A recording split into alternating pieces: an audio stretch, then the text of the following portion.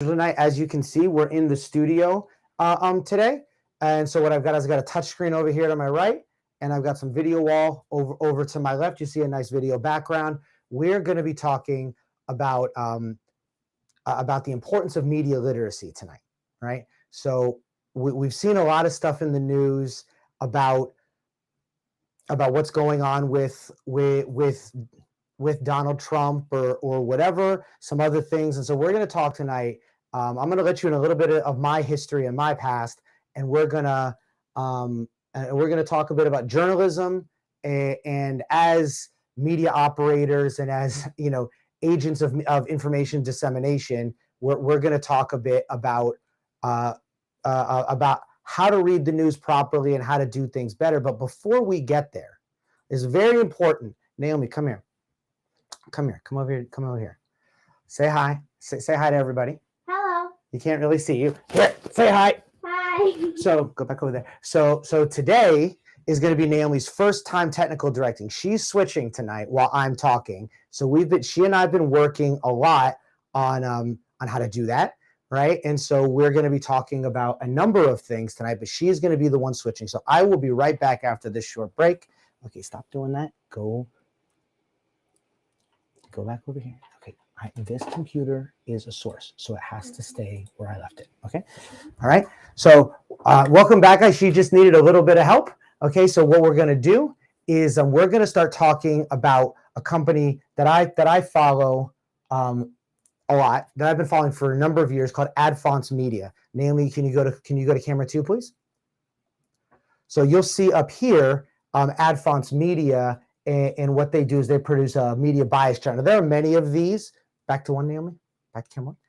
There are many of these out there. Adfonts is the one I prefer. But one of the things that we're going to talk about tonight is that how you use charts like this and how you understand what you're seeing on the news, right? I know a couple of years ago, I technical directed a broadcast for North Carolina A&T University on behalf of American Movie Company, where we were broadcasting out. Don Lemon was doing a virtual talk during the pandemic, to North Carolina A&T. And one of the questions Don got was, how do you trust the media with all of the different things that are happening and fake news and all of that? And Don got pretty upset, as upset as he ever gets. But he answered the question quite skillfully and succinctly, as only a broadcaster of his experience and expertise could, which is essentially, we're not up here trying to build these conspiracy theories and trying to mislead people. We're presenting the news as we have it and as we understand it. So what I'm going to take you through now is the media bias chart. So I'm going to go to the interactive chart here on the touchscreen. And we're going to change over the tab. So what I'm going to have you do is just change this tab and then do the side by side. Can you throw it to side by side, Naomi? Good job. So now what we've got on the screen is we've got a side by side, so you can see the chart as I'm going through things. So what you see is all of these different journalistic agencies that are out there, right? You've got everything from Fox News to ABC, The Hill, everything to OAN and InfoWars and the Rachel Maddow Show, Daily Beast, just everything is here, right? Why is that important? It's important because you're able to come in here and look at all of your various different news outlets and where they line up. Middle bias, skews right, skews left, and then on this axis, more reliable to less reliable, right? So we see where Fox News lands, and we can also see where things like CNN, the Wall Street Journal, and other things land, right? So why is that important? It's important because both for someone like myself, a broadcaster and a journalist, I actually started out in journalism back in the 90s when I was a teenager. I worked when I lived in Alaska. I helped start and create a local television outlet, but I also worked for various agencies, NBC, ABC, UPN when that was a thing, and other more local regional networks that most people would not have heard of, right? So why is that important? Well, when you're out there covering the news, things move quickly, things change rapidly, right? So we need to be sure that we're presenting the proper news, right? And so all of the journalists that live in this world, they're all looking at, how can I best present the news? Now, there are some agencies that skew highly left or highly right that are really just interested in ratings. And so charts like these are really important. Like, they're really important, so we can begin to look at and see what, can you throw up the camera one, please? Camera one. They're really important so that we can see how reliable our information is. And one should never be basing their opinions or their perspectives on any one of these sources. Pick 2 or 3. Try to pick stuff in the middle. But if you prefer something that is a little right of center, let's say the Wall Street Journal, for example, then try to balance that with something that's a little left of center. Say NBC News or CNN or ABC. The Hill is pretty straight up and down the middle, right? So again, why is all this important? Today more than ever, right? Everyone's been following the information about Chat GPT and all these super AIs and all this stuff that's going on, and deep fakes and all this stuff. In today's day and age, it's harder than ever to understand where your information is coming from. Is it reputable or not? Do organizations like Facebook, Instagram, which are owned by Meta, are they really presenting information the way it should be? Are they vetting information? You see all these fact-checking organizations out there. It's important to be media literate, right? In today's day and age, everything is about information, and everything is about how we vet that information. Do we have the appropriate tools? Do we have the appropriate understanding? And in our COVID era, we saw this happen every day. Someone would get sick. Unfortunately, maybe somebody would die. But you would have people on your Twitter or your Facebook or other social media telling you COVID wasn't real, or people that went way overboard and were arguing with people about the fact that COVID was real, and opinions varied. But what wasn't happening was we weren't basing anything we were talking about with our family and friends on actual facts and actual substantiatable data. That's where this stuff comes in. Now we go back to the 2-shot. That's where this chart comes back in. The side by side, please. Thank you. That's where these charts come in. That's where being able to do your critical research and being able to use your critical thinking apparatus really is so important, because today more than ever, you've got maniacs like me up here telling you what you should think, or telling you what you should be doing, or telling you what to believe, right? And we know 2 things about what people believe. One, people tend not to believe things based on facts. I can give you all this data, I can give you all kinds of information, but you're going to believe what you believe because you believe it because of some emotional thing. It's like telling someone not to love the person that they love. They're going to love them anyway, no matter what you tell them, or no matter how horrible they're being treated potentially. They're going to love that person anyway. Why? Because our decisions are more informed by feelings than they are by facts. So how do we solve this in our society today, right? Well, it all comes back to being media literate, right? Because in today's world, you've got 1.6 million YouTube channels, 1.6 million people going live on Facebook or wherever, like we're doing tonight. And I had a buddy years ago who said, just because you go live at the same time every week doesn't mean you have a show. You would think I would disagree with that based on what we're doing here every week, but I actually agree with him, because there are lots of people out there, whether it's in the church world, whether it's a stand-up comedian, whether it's an aspiring performer of some kind, or an aspiring politician or educator, who they go live and they think that the fact that they go live every week makes them authoritative. It's like we spoke about last week when we did our video about the need for 10,000, the 10,000 hours to get to expertise. I actually prefer 70,000 because anyone can get to 10,000. Like to be an SME, you really need to be doing the work at the SME level over and over and over again. So I prefer 70,000, but that's just me. Right.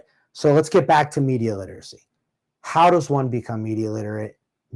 And again, why is it so important? The first thing you got to do is you got to do like we all, I don't say we all, because there's a lot of people different ages out there. But when I was growing up, they in social studies class, what did you learn? What was journalism? Who, what, when, why, how, where, right? We don't do that anymore. We will turn on the news and a lot of these news outlets will say an undisclosed source or an anonymous source close to the organization or whatever. And that happens every day now. Why does it happen?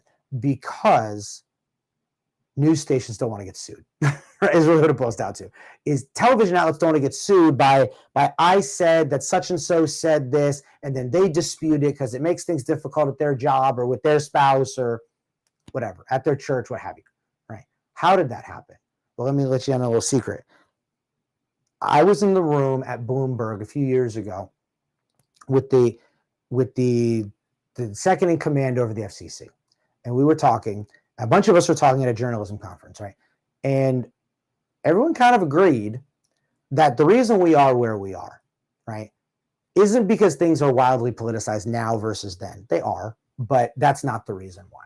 The reason why is something called the Fairness Doctrine. You might ask, what is the Fairness Doctrine? Well, the Fairness Doctrine was something that existed from time immemorial in this country until Ronald Reagan was president. And as Ronald Reagan was walking out the door, he took away the Fairness Doctrine.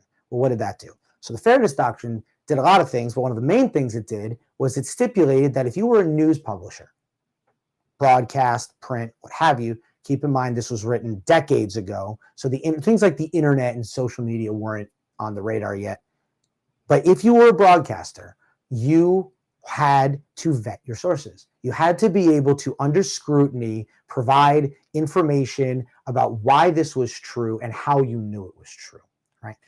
When they took the Fairness Doctrine away, they took all the teeth out of the FCC. And so you used to be able to get fined and have your license to print or publish or broadcast taken away from you if you were a habitual line stepper. That doesn't exist anymore, hasn't existed since '88, right? So what happened was that gave immediate rise to people like Rush Limbaugh and shock jock radio, guys like Howard Stern, but also all of these sports talk radio kind of places where people are going after Tom Brady or LeBron or whomever, talking, saying whatever they want to say, and there's realistically there's no consequences, right? And so now in that first wave, that first iteration, there wasn't the internet. Internet and social media didn't exist yet. So it was contained mostly to radio and some occasional TV stations. But as the internet came on in the late 90s and then early 2000s and then social media, some of you might not be old enough to remember MySpace, but as that stuff started to come on, all of a sudden you started getting guys like Alex Jones, which are over in the far right, bottom right of the quadrant, right? So what did Alex Jones do? Well, what Alex Jones and a number of these other guys figured out was that if I look like a broadcaster and I sound like a broadcaster, then people are going to assume I'm a broadcaster, right? So why is that important, right? So there was a study done many years ago that suggested that if we have all of this movement happening, maybe go back to camera one, please. If I have all of this movement happening, so I've got the lower third ticker and I've got a box over my head and then I've got another box over here and then I got something happening down here with a title, right? Well, why do we do that? Well, partly we do it because it looks sexy and people come to like it. But the real reason we do that in television is because there have been study after study after study that suggests if I keep movement happening, it acts like a hypnotist's watch. And you will eventually put your feet up, put the remote down, and stick and stay, right? So why? Ratings is why, right? The ratings are the why. So because everything we do in broadcasting is based on how many people are watching, and the commercials and advertisers who are willing to pay millions of dollars for a 30-second commercial spot on any major network. That's the why, right? So if a guy like an Alex Jones can, or pick a guy, but who's maybe on the less reputable end, can convince you that they're legitimate, then people will listen and they will believe, right? The other thing that happened was in the late 90s, there was a TV station in the Chicago area. I've been telling the story for years because I think it's important, right? So this TV station, they decided they were not going to do the negativity anymore and all the negative bumpers. So you might not know what a bumper is. What a bumper is that last 5 seconds before you come back from commercial break where the newscaster cuts in and says, is your children's water poisoned tonight at 11, right? That's a bumper, right? And so this TV station stopped doing those things, right? They stopped doing the negative news bump. Well, that TV station was out of business in less than a year. Why? Because people stopped watching the news at 11, because they didn't think that they didn't feel like there was an impetus to watch, because they weren't motivated to, right? Because we've all got lots of stuff in our life going on. And so people didn't watch, and the ratings dipped. When the ratings dipped, the advertising dollar started to slip. Then when the advertising dollar started to slip, you had production values slip, because that money from the advertising dollars is supporting staff and technology and all this other kind of stuff. And so that's what happens in broadcasting, right? So we need to understand that. And so we need to understand that television news and in today's world, live stream news is significantly based on advertising dollars and large corporate oversight and their money, which is why, let me go back to the two-shot, the side-by-side. Go to the side-by-side, please. Thank you, baby. So which is why this is of so much importance. Learning how to understand these things is significantly important. It is something I'm hugely passionate about, and at VOV, something that we are highly motivated to educate everyone on, whether you're 8 or whether you're 98. This is something you need to understand, because this kind of information should inform how you vote. It should inform how you spend your money. It should inform who you fraternize with, who you fellowship with, and the things you do to help support social, political, and economic change in the world we live in. It's something that VOV is hugely committed to. So we don't normally do this on our programs, but if this is something that confuses you, or if you have further questions about what any of this means or why media literacy is important, please reach out to us. Reach out to me on my LinkedIn page. Reach out to us on Facebook. Reach out to us on YouTube. Any of those things, and we will, either myself or someone from the company will respond to you. We can set up sessions to teach you guys how to understand this better, because it's hugely important, not only for our country, but for the future of our world and our species, to be totally honest with you, because we're inching closer. It feels like lately, but early in the program, we talked about Donald Trump, right? I don't want to go into all of the politics or what people do or don't believe, because that's divisive, right? But what I do want to talk about is the thing he posted on his platform last week, talking about how he had insider information that he was going to be arrested on Tuesday.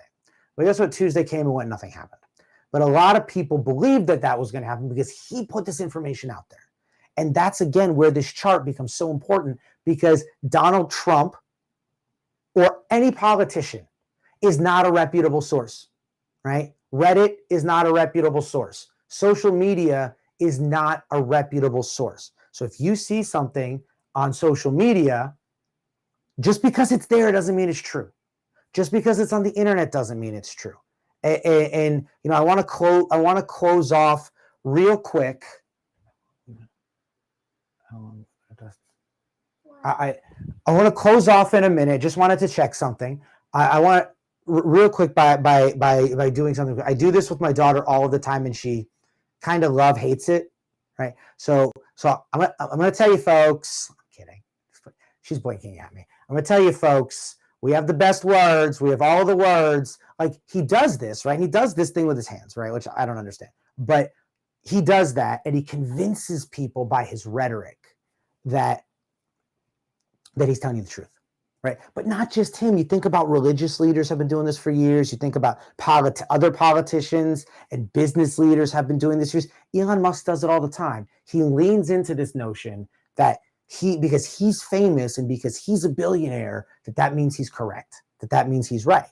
Well, listen, that's not always the case. We've seen businesses go under. We've seen whole countries go under because of poor leadership, right?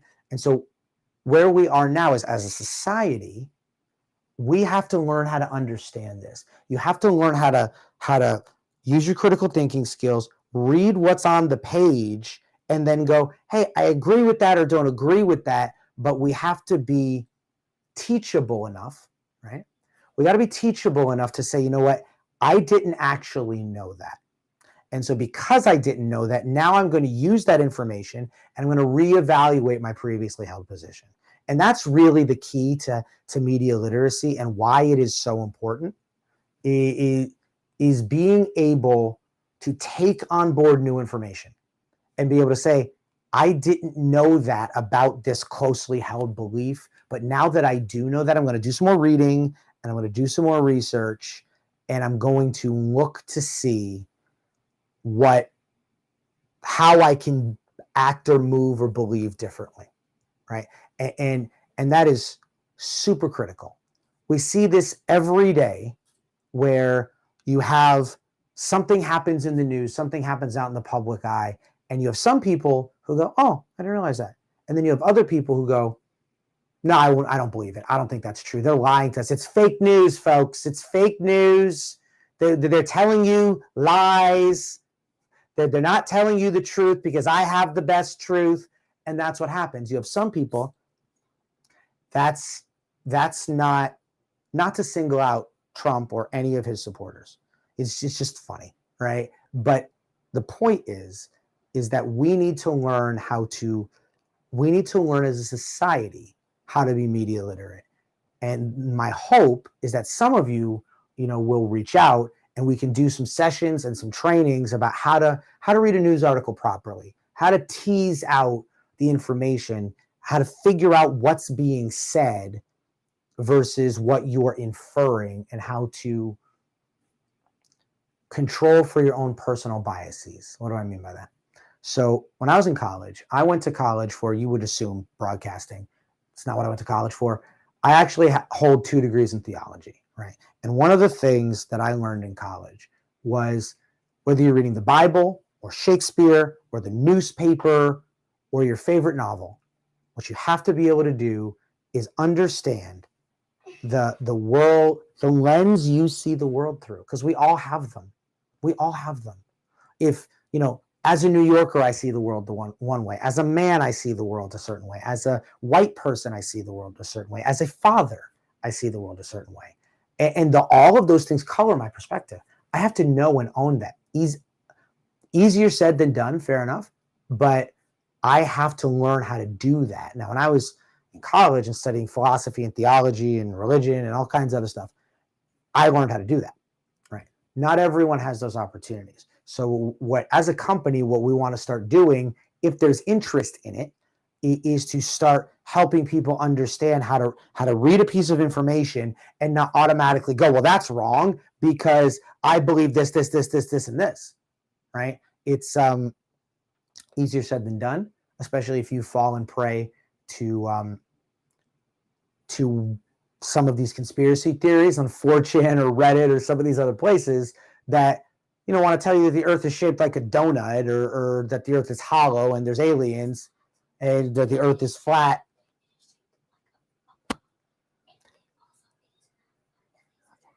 And see, Naomi has very, very strong opinions about that. She very strongly believes the earth is round. Right.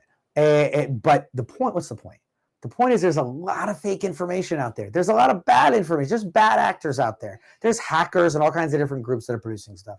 So we have to be able to learn how to do this, right? And because the reason we've gotten to the place in our world today where nobody trusts the government. And I mean, fair enough, maybe some governments shouldn't be trusted, but no one trusts each other. We'll argue with each other all the time, and we just fight on the internet about stuff. It is because most of us have either forgotten or never learned how to consider the source, right? When I was a kid, consider the source was an insult. If someone was saying, make it a joke about your mama or whatever, you just look at them and go, consider the source, and then they'd be like, ouch, right? But really, we have to consider the source. Where do we find this information from? Where did this information come from, right? So, Naomi, camera one. Thanks. So what we have to do is we have to start considering the source. And that's what we're not doing. So, like I said, last thing, right? Last thing tonight. I hope this has been informative. We're going to continue to talk about these kind of things, about the need for expertise, media literacy, understanding media bias, understanding how as a technological society we do better about that. And one of the things we're going to start talking about soon is AI and how that's impacting things, and deep fakes, and what can you do to spot a deep fake, and how can you leverage AI?